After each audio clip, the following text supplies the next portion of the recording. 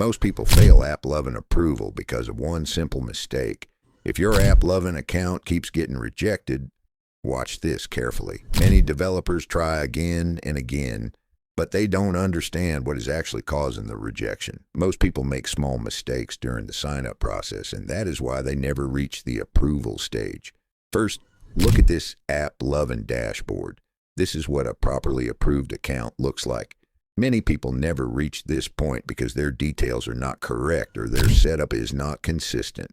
Now, this is the main problem. People rush the sign-up process. They change information, use incorrect details, or don't follow proper setup steps.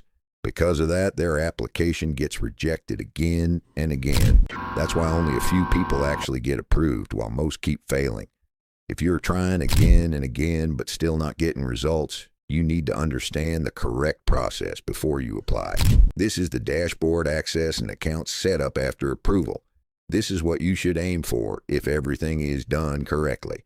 I have worked with real clients worldwide who needed a faster and working solution instead of wasting time on repeated rejection. Old accounts are available for instant delivery. New accounts are ready within 24 to 72 hours. If you are serious and want to start without wasting more time, message me on WhatsApp now before availability ends.